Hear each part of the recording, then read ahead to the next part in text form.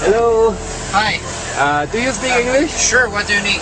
Okay, just a question. Do you know what is a chemtrail? The what? A chemtrail. I do know what a chemtrail is. Yeah, and is it true?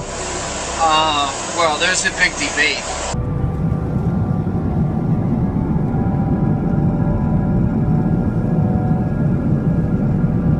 Okay. No. I don't want to go on record for that. Okay. No, but do you believe it? I don't know. Well, I don't have enough information for that. Okay. Yeah, but because I saw a lot of videos on the internet, and it really looks believable. Well, it's arguable both ways, I think.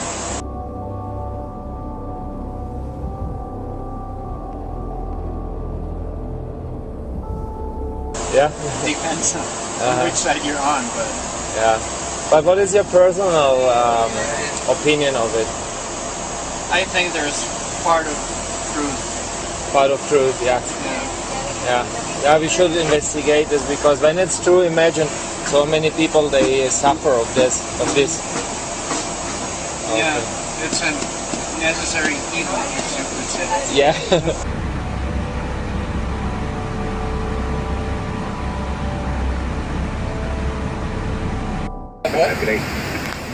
About the chemtrail generator. Oh. Let's make sure that thing's working. We're gonna check this out. I gotta. Oh, look at that! They're working. They're working. You can see the chemtrails coming out of the entrance here. Look at that. I'm dying to take a picture. Oh, that's cool. My neighbor, you got so I Chemtrail gen. I'm doing a video. Chemtrail generators are on, and yeah, there it is. Look, you can see them. Oh, hey, that's awesome. It's working. How much more evidence do you need that they're spraying us with shit? Absolute fucking shit. Oh, there goes another one in the process. Don't tell me these pilots don't know what the fuck they're doing. They know what they're doing. They're spreading chemicals on. Now for the last 2 weeks it's been hammered like this, and everybody has got a bad chest, a cough and a cold. Now you're telling me that that's a virus? Something that just naturally occurs? Bullshit. This is where it's coming from. All this shit they're landing on your fucking heads. Wake up, people. It's time to fucking wake up. Aircraft making a condensation trail is very similar in many ways to when you go outside on a cold day and exhale. You create a condensation trail. That little cloud is a condensation trail. Now, if you take a 2-mile walk on a cold day and you can turn around and you can see your condensation trail tracking all the way back for 2 miles. That's how crazy it is to think that what we're looking in the sky is actually condensation trails. The contrails, not the chemical, the contrails occur because of cold air, minus 30. It takes high altitude, around 30,000 feet plus. There's carbon dioxide and water vapor in that exhaust. That turns to ice crystals, and that's what you see, the white stream behind it. Those white crystals of ice warm up, dissolve, and the smoke goes away. And it never lasts more than a minute. What we're seeing now, and I first could not believe it, and I started looking at the skies, and these are not normal, they're not natural. There's something going on, I don't know who it is or why they're doing it. All I can testify is it's not natural and it's not normal. It's got to be some outside influence doing that. Thank you. See those mountains over there? Not really. They're there. You can't barely see them. Why can't you see them? You say it's fog? It's not fucking fog. It's noon. The fog should have burned off a long time ago. See those mountains? I'm I'm getting sick and tired of being sprayed every fucking night while I sleep. They're spraying the fuck out of us, calling it fucking fog. It's bullshit. Look at those mountains. You can't even see them, and they're right there, a couple miles away. I'm sick of this shit. When you look into that and ask questions, they say, oh yeah, contrails. No, contrails are behind a jet. If you see a jet flying very high, the stripe, the condensed stripe behind it, that's normal. But in areas first observed where there's very little population, you see a jet airplane going, and it's not only one, they have 4 condensed stripes behind them. They go this way, this way, this way, this way, and then this way, this way, this way, this way. And when you inquire about it, ask people, you recognize that the real climate change scientists are truly ticked off, because apparently nobody really is asking them. It's the special interest, in my opinion, it's the oil industry, the energy industry, that are blowing smoke up somebody's you-know-what. Take a look at these things. I'm supposed to be out shopping, and they're spraying chemtrails all goddamn day over my head. It's beginning to look a lot like ChemSky. Google, is it okay if I make this video? Will I lose my account? Will I be banned from YouTube for recording the fucking sky? Is that okay, Google? Am I allowed to do that? No, you can't show the sky either. Google is completely corrupt. Talk about chemtrails, you lose your fucking channel. How dare you expose the US government and their bullshit lies? How dare you record the fucking sky? 65, 66 passes. Wow, look at all of those contrails. It's all natural. Saturate your sky with chemtrails. You can have a chem halo. Wow, you thought double rainbows were cool? Look at the death in the sky. It's a chem halo. Oh my gosh. Let's all celebrate as the Nazis slaughter us. U.S. military whistleblower. She has an amazing, fascinating story that we will share with you here today. Now, Kristen, can you tell us what branch of the military you were in and what you uncovered? Sure. I was in the Air Force on active duty for 9 years, and I worked in bioenvironmental engineering. And now, I know the issue came up with chemtrails. I know that's an extremely controversial issue. A lot of people are extremely divided on this issue, but you actually saw things from your experiences that kind of give it a little bit more validity than I actually saw ever before. Can you go into the details of exactly what you saw?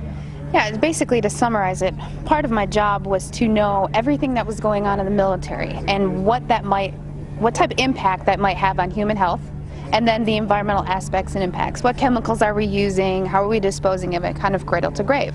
So we were the internal compliance people for following OSHA and EPA standards. One part of that process was to approve chemicals, hazardous materials. You know, what are you using? Why do you need it? Where's it being used? And tracking that disposal.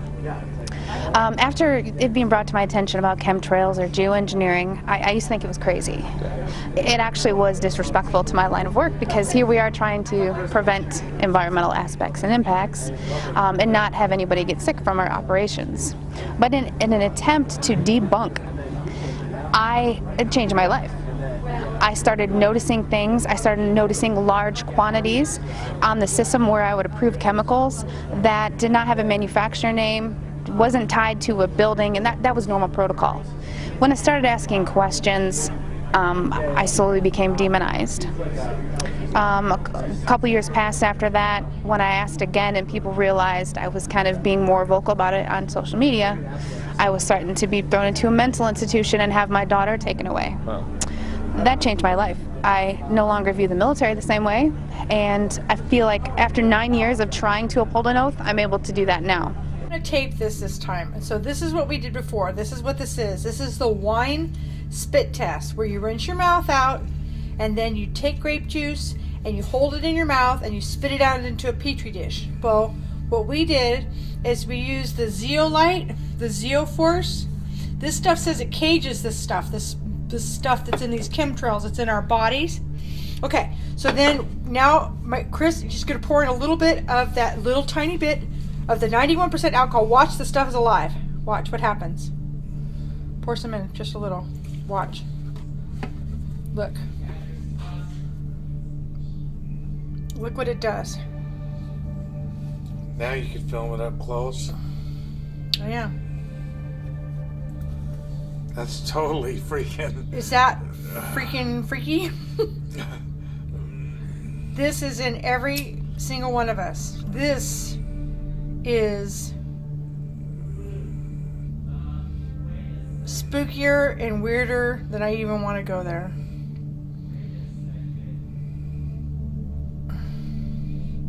Look at it. It's starting to get the other stuff. It was climbing out of the petri dish. It was like trying to climb out. Whether people believe in chemtrails or not, the geoengineering should be scary enough. And when people learn about geoengineering, chemtrails will then become apparent because they're the same.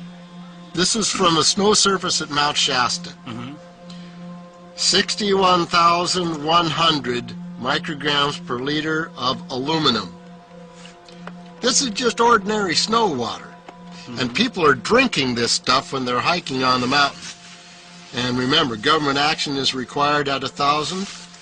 This is 61 times over the government limit, and our hikers are drinking this poisonous water on Mount Shasta Mountain itself. Strontium, 383. Barium and strontium will take away from your bone structure, make for weak bone structure. The aluminum, though, that's scary, you know. What is it? Alzheimer's, autism, gosh knows what that's doing. All right. I've just went out there and got this one. This is the chemtrail aftermath. You can see on the date. This is that white stuff that comes from the chemtrails. And I snatched this off the screen going on the inside. I want to see what this is going to do. Nasty. It's got the little white specks in it too. Oh, and you just toward the top of the water you can see the strands. Okay.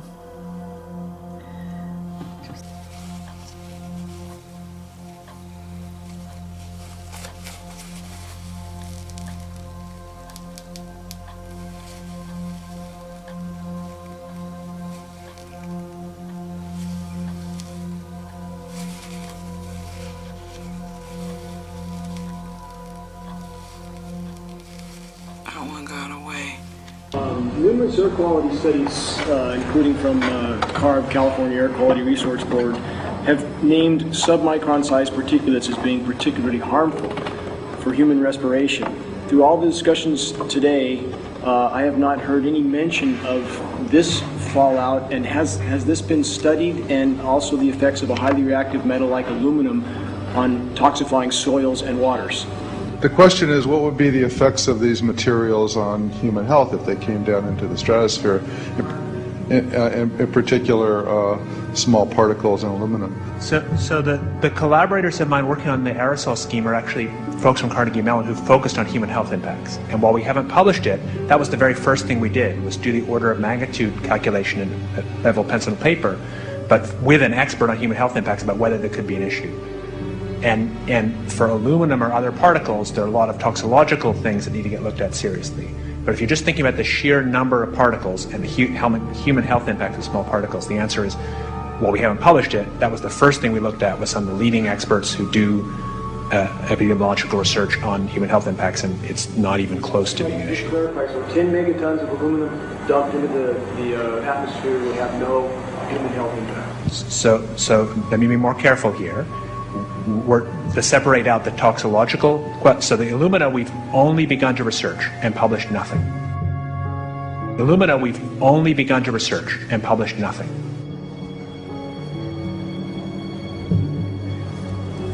Dane looked at him and he said, so you're telling me that spraying 10 to 20 megatons of aluminum, as you said, would have no human health effects? He took a deep breath and he swallowed and he said, let me be more careful here. We haven't done anything serious on alumina, and so there could be something terrible that we'll find tomorrow we haven't looked at. And that, for me, that was the whole main point of what is going to be coming out to the public. It's the damaging effects of aluminum that are being found around the world in massive amounts. Here's David Keith confronted on this very issue, and he looked, you know, at that point like they just let the cat out of the bag. Mm-hmm. We haven't done anything serious on alumina, and so there could be something terrible that we'll find tomorrow we haven't looked at. And telling them that we have to lay a pattern up there to prevent sun energy from hitting Earth. And what they're doing in there, it's now pretty much determined. They're putting the aluminum, barium, and strontium. Now you take these chemicals and run them through a PubMed literature search in respect to human health. You will find more than 3,000 papers. Aluminum alone, I mean aluminum, Alzheimer's, right, mental, I mean there's no question about it. Now it so happens, when there were people who really paid attention, if there was due to some weather and air changes, wind patterns, suddenly this stuff what they're laying out there, it comes down in rain. If it falls on crops, it kills the crops. It's like they have big blisters on any one of the crops, vegetables or things like this.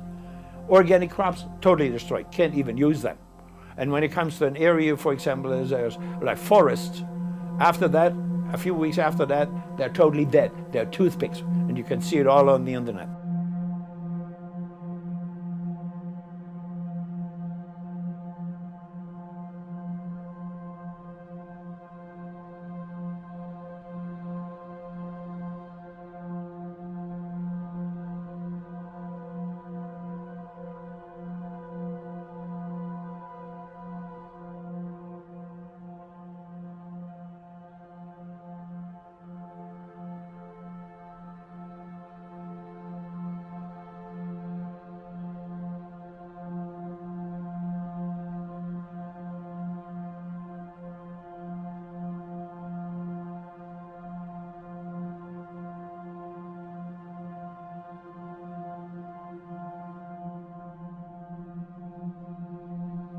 Luft- und Raumfahrttechniker und habe Flugzeuge repariert und so weiter.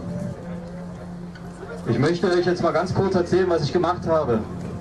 Ich habe auf dem militärischen Sonderflughafen Oberpfaffenhofen in Zusammenarbeit mit dem Deutschen Luft- und Raumfahrtzentrum ein Flugzeug mit einer Sprüheinrichtung ausgestattet, was an unserem Himmel giftige Substanzen versprüht. Als ich mit den Beweisen dafür, den Fotos und allem drum und dran, zu meiner grünen Abgeordneten im Bürgerbüro gegangen bin und gesagt habe, hier, so sieht's aus, ich stelle mich jedem Untersuchungsausschuss zur Verfügung, ist 3 Tage später mein Boss zu mir nach Hause gekommen und hat gesagt, ich muss dich entlassen, da werden von ganz oben große Räder gedreht, die ich nicht mehr halten kann. Ich kriege keinen Job mehr in der Luftfahrt. Maybe 6.8 if you look at the darkest little portions in there. But this is black oak leaf. This is black oak acorns. This should be very acid, and I'm getting 10 times higher than expected. There's something really wrong here. Amphibians, great decline. Used to sound like the Ozarks here with the tree frogs, and there's a small fraction of what there was here in only 4 years. So there's something very wrong going on with the ecology around here. When you should be getting 5.5 and you're getting 6.8, there's something damned wrong. There was mason jars, and they were brand new, sterilized, and that's what we catch the rain in. Mm-hmm. And then there was a HEPA filter that we tested the air with. Okay, so you caught rain and then you basically filtered air. Mm-hmm. What did you find? Aluminum and barium. So you uncovered a lot of these hidden chemicals. Where's the connection with the chemtrails? Well, the connection is, at first, when I saw these large quantities of aluminum, barium, strontium oxides and sulfates, I thought, well, this could be for an industrialized process, for something called shot peening or, bead blasting, things that you see in kind of the automotive industry. Except those were already accounted for.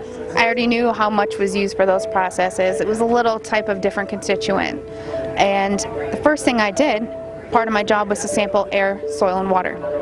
So that's what I did. I air sampled the soil, the air, and the water. And due to my profession, I know at which levels or limits of detection you need to check that at. And the amount of pollution that was in my area, and this is tests I did in Oklahoma, you know, in Georgia, in Chicago where I'm now. But in taking those samples, I knew the background, because a lot of these things are naturally occurring and elemental, but not in this form and not in this quantity. So how did it get there? So just to clarify, you see these huge storage containers of these chemicals. Then you do the test on the air and soil, and you see these same chemicals in the air and soil now. And that's pretty much been the main evidence I've seen people who are for chemtrails use, is saying, look at the soil, look at the water, look at all the chemicals in there. And now you're finally the person who's like, wait, I worked in the military, I saw a bunch of these chemicals there. That's crazy. It is crazy. I used to think it was crazy, and everyone asks, why are there no pictures? Yeah. Well, I'd like to see you try to take a picture inside of a restricted air hangar, because you'll have an M16 in your back. Yeah. And the hardest part for people to realize is, you know, where are the pilots? Like, there's people who have come forward, but these people are scared. You look at what's happened to whistleblowers, look at Snowden, look at Manning. People are scared. And I think because this topic is already labeled a conspiracy theory, I don't think the government necessarily views me as a threat yet. And I mean, I know it's not the most safe thing to do, but it's the right thing to do. It's laughed at. It's made obscure. We began to eventually test to see if in fact there was credence to what we were seeing. From the first test in precipitation in spring of '06 that tested 7 parts per billion. We've since had tests that have escalated as high as 3,450 parts per billion. That's a 50,000% increase in aluminum. I sent this water, see it's right there, it says backyard rain gauge. Aluminum, 1,010 micrograms per liter of aluminum. And here's barium, 8 micrograms per liter of barium. And this is from the labs up in Redding, California. This is a certified government report. And here's what normal is. I asked him what would be normal. 0.5 would be normal. For aluminum? For aluminum.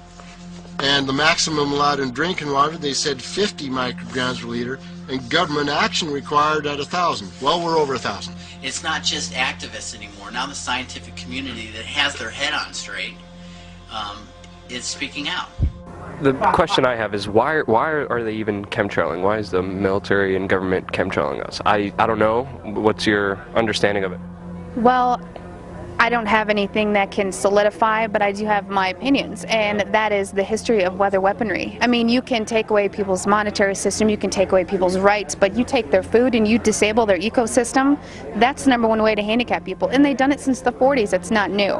Also seeing how it started out to be a government program, and then noticing that it is a way for private corporations to profit off this, whether it's controlling agriculture, you know, profiting. There's certain events, you know, you lose money on if it rains, or so knowing that you can kind of predict and control the weather, there's money there.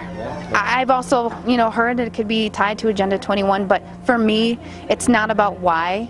It's just stopping it. It needs to be stopped. Yeah, and it's called the crazy-ass conspiracy theory. The Chinese are doing it now, openly. They did it for the Olympics. I mean, they've sprayed people. I'm sure you've heard the St. Louis story. They did biological testing. So if the government is capable of doing that, why is it so hard for people to believe? And I don't know if you've heard about David Keith, but he's actually a geoengineer, Canadian. He works at Harvard.